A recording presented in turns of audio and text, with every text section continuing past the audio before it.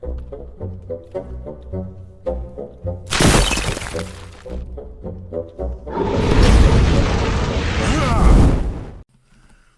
everybody, back yet again. And we're here to carry on a story that I started in a previous Fail Tale. In this particular Fail Tale, this is, if you will, part 2 of what happened after the DM killed his future wife and his future best man. So as you know, in that particular episode, what happened, if you haven't, please see that episode separately. I don't want to give it all away again here. But they returned to the dungeon and carried on through a short maze where they found, amongst other things, a scroll that had a single wish on it. Well, as I understand it, the point of the dungeon was to get a magical crown. Somewhere in the dungeon was an altar room, and supposedly on the altar was a magical crown, giving great powers to whoever would obtain it, or being able to sell it for a lot of gold. After they had gotten the wish, they had opportunities to gain information, which they did, from enemies within the dungeon that they captured and questioned, and it was pretty cool. So they thought about it for a while, and they said, well, we got this wish.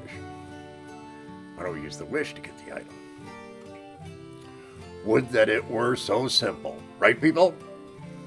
Remember, this was early days of D&D. We're talking late 70s. Wishes were out there, the creatures were out there. The interactions hadn't been happening that much yet because there were so few people playing. So they said, well, okay, fine. We'll use this and use this to get what we want.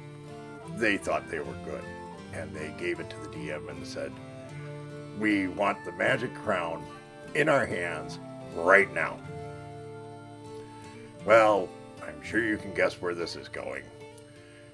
Having played many, many years, wishes are one of my favorite things. And having been a DM during most of that time, I love twisting, torturing, turning, and generally messing up wishes. It's fun.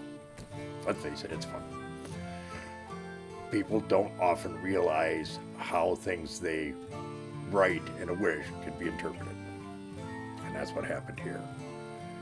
It was granted. And the crown was in their hands as they stood adjacent to the altar and chained to the altar. Remember, not long before this is when the monster manual came out. 2 Type 6 demons. The fight didn't last very long. Low-level characters got what they wanted, and then they got something else. After this point in time, the young lady who eventually married the DM was not very happy. Neither was his friend.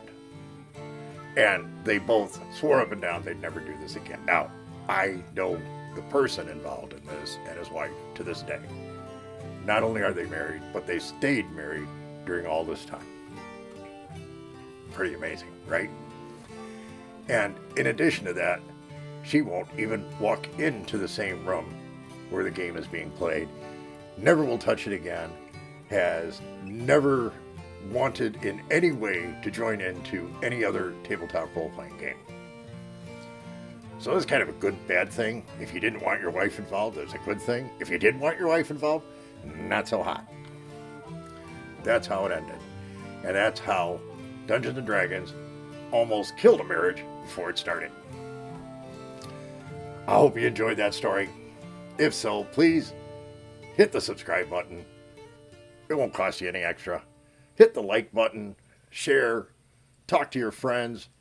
Have a great rest of your day. And remember, dwarves